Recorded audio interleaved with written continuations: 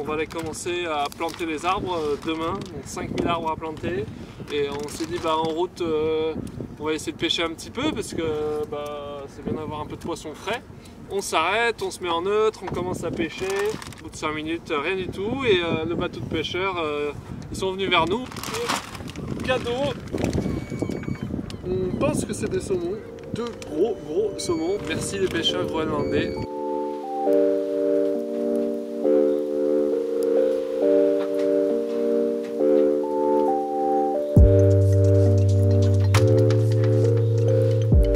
Ce gros machin là qui s'ouvre et se ferme avec le pied. Vous le plantez assez profond. Ça n'a pas marché. Ensuite on écarte. Voilà. Là c'est ready to plant. Là. Et après on tapote. Et toc. La première étape de notre collaboration avec Greenland Trees, c'était de planter des arbres à Narsaq. On a donc rencontré Nils et son fils, qui nous ont montré les différents endroits où les peupliers et les picéas devaient être plantés. Dès le lendemain, on a vérifié si l'équipage de North About avait la main verte, et les résultats étaient plutôt satisfaisants. 4000 arbres en moins de 2 semaines. Et pendant la nuit, devant le petit port de Narsaq, il y avait beaucoup d'activités dans le ciel.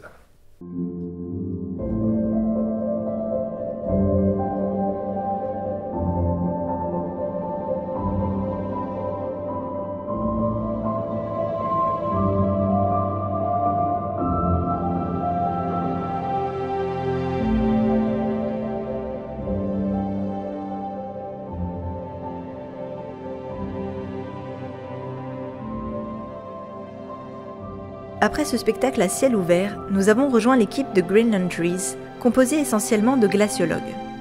Average 50,000 years old. Yeah, I have one. Yeah, so you have one, I have one. Pas mal, nice monument. Nous avons pris en charge la logistique des arbres en direction du prochain lieu de plantation, vers une petite cabane perdue entre fjords et forêts.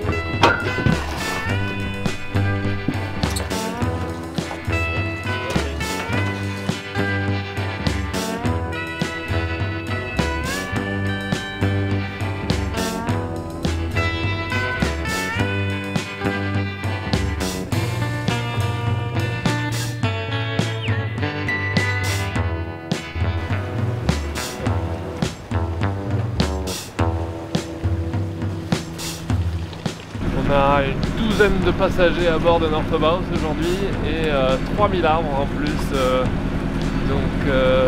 Ouais, on escorte Greenland Trees et une équipe de glaciologues.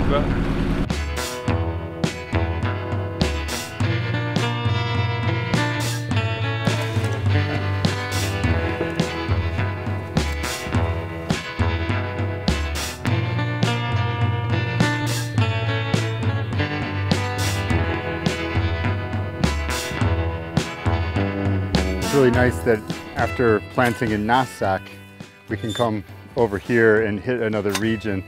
This place is actually drier than Narsaq, and so these particular trees do better in this drier environment. So we got all day today, all day tomorrow to get in 3,000 trees here. So here we are to kind of try to give back to nature and increase biodiversity, support bird populations, engage local community, and lower carbon footprint. There's no doubt that the environment is more favorable now to tree growth than it was. It's warmer, it's wetter, more rain instead of snow. So this is a fantastic environment for trees. As you can see, we're not just planting a forest, we're trying to create an ecosystem. And imagine that, this idea that even after we're gone, that there'll be this forest here that we've established. That feels really good. It's a kind of legacy. Il était désormais temps pour l'équipe de quitter Greenland Trees. Nous avons enfin reçu nos stations météo. Michael, notre chercheur à bord, profite des fjords pour se préparer physiquement au prochain jour d'installation. Allez, 3, 2, 1.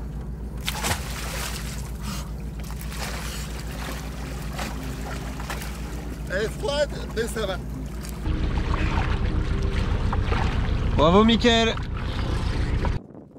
La raison de ma présence dans l'expédition Innuendo, c'est d'installer des stations météo ici au Groenland. Je suis chercheur à l'Université de Liège en Belgique. Mon université s'est mise en partenariat avec Unimondo pour embarquer des stations météo sur le bateau et venir les installer ici au Groenland. On s'est rendu à Narsaq pour les réceptionner. On est arrivé au port où on pouvait aller chercher les paquets. Donc à notre arrivée, petite surprise parce que en fait, les paquets ils étaient immenses. Donc on pensait que c'était des paquets de taille relativement réduite, mais non, il y avait 21 boîtes en tout, réparties sur 4 ou 5 palettes différentes, intransportables en plus, parce que je pense que la palette la plus lourde pesait plus de 300 kg.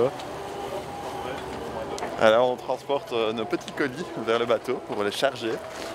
À gauche plutôt, non. Comme ça on a l'allée pour... On va monter une station à blanc pour s'entraîner, voir qu'on maîtrise bien toute la chaîne de montage. Et puis après tout transférer sur le bateau, en espérant que ça rentre. Parce que pour l'instant, il y a beaucoup de choses, beaucoup de place. Bon, démarrage time.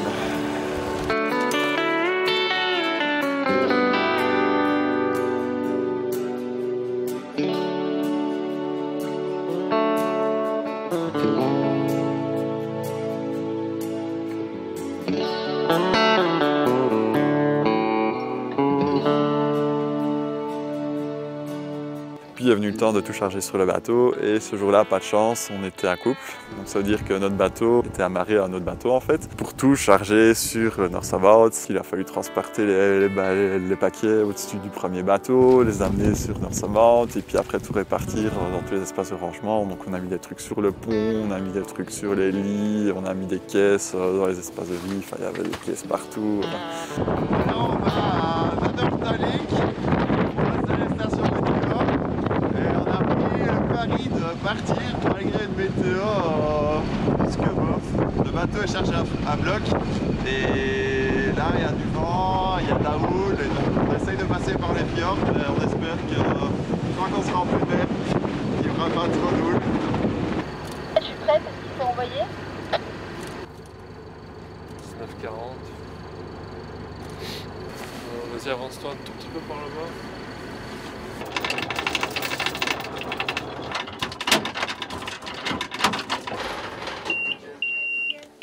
Là, on arrive à Nanortalik, juste à côté des stations météo, qu'on va mettre dès demain. Bah, ici pour moi il y a 3 allers-retours maximum, donc ça fera 6 heures, tout ce qu'il y a maximum. Le premier site d'installation, c'était une petite île au large des côtes. Quand on est arrivé, les conditions météo étaient vraiment dégueulasses. Donc il y avait du brouillard, de la pluie et du vent. Donc on a débarqué tout le matériel, 300 kg de matériel sur le quai. Et puis on a commencé le transport à dos d'hommes. On a un peu progressé dans le brouillard. 1, 2, 3. Bim! Bim!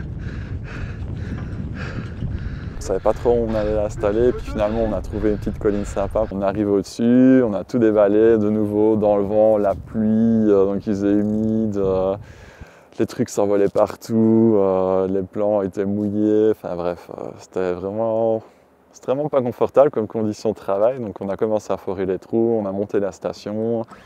Les conditions sont restées vraiment mauvaises toute la journée et il nous a fallu vraiment 9 heures pour monter la station, je pense. Donc on a eu fini vers 21 h, juste au moment où le soleil se couchait.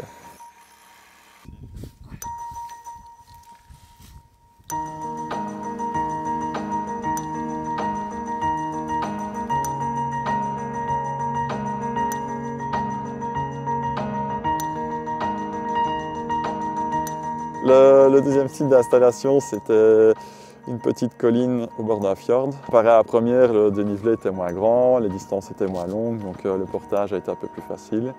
On a pu faire une partie en annexe aussi, donc on a transporté une partie du matériel en bateau et pas à dos d'homme, ce qui est quand même vachement plus confortable, on ne va pas se mentir. Les stations météo qu'on installe ici, en gros c'est un mât vertical avec des tendeurs sur les côtés et au sommet du mât alors on met l'anémomètre et la girouette qui vont mesurer la vitesse et la direction du vent. Donc une station comme ça, ce qu'il faut commencer par faire c'est installer la base. Donc pour ça on fore les trous des fondations, On met la base du mât, on met les tendeurs au sol, on met le capteur au sol, on fait tout le câblage au sol et puis après on a un système qui permet en fait de remonter le mât avec un winch. L'installation c'est relativement facile, il ne faut pas d'échelle et tout peut se faire au sol. Donc à part forer des trous dans le sol, tout le reste se fait facilement avec des petits outils genre des clés à laine, des clés anglaises, mais il n'y a pas de gros outillage à prendre sur place.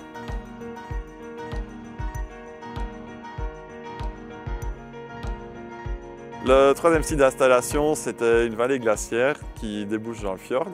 Alors le problème de la vallée glaciaire, c'est que le fond, c'est que du sable et des rochers, enfin des petits cailloux.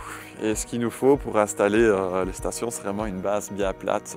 Donc il y a eu une petite phase de recherche pour trouver un site idéal, donc de nouveau un peu surélevé avec les rochers bien comme il fallait. Une fois qu'on l'a trouvé, on a pu commencer à débarquer le matériel. Et là c'est un peu plus compliqué parce qu'on n'a pas su ramener l'annexe aussi près, parce que là il y avait une plage avec beaucoup de sable et il n'y avait pas beaucoup de profondeur, donc il a fallu porter plus longtemps. C'était la dernière installation, donc tout le monde était un peu plus fatigué, ça a pris plus de temps.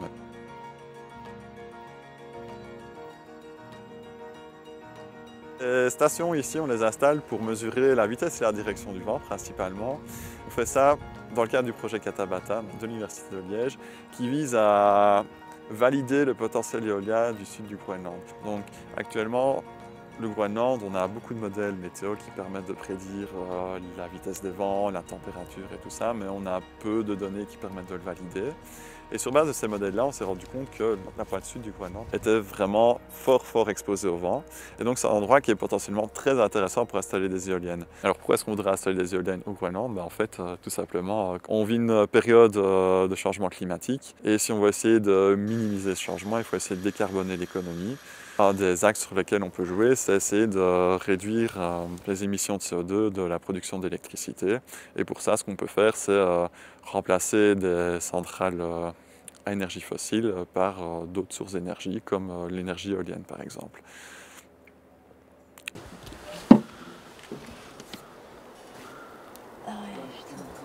Et à combien là à peu près tu penses? Millimètres? C'est quand même pas mal épais, hein. Ça m'étonne. Voilà, il y a ça tout autour du bateau. Donc ce matin on se réveille et on est vraiment dans la glace. Voilà, va falloir partir.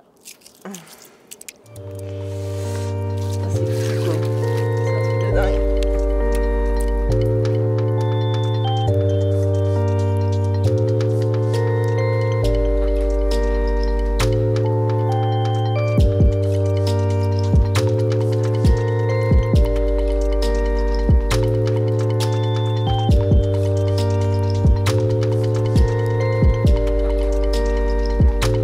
Après 11 jours de navigation plus que mouvementée, nous sommes enfin arrivés à Brest.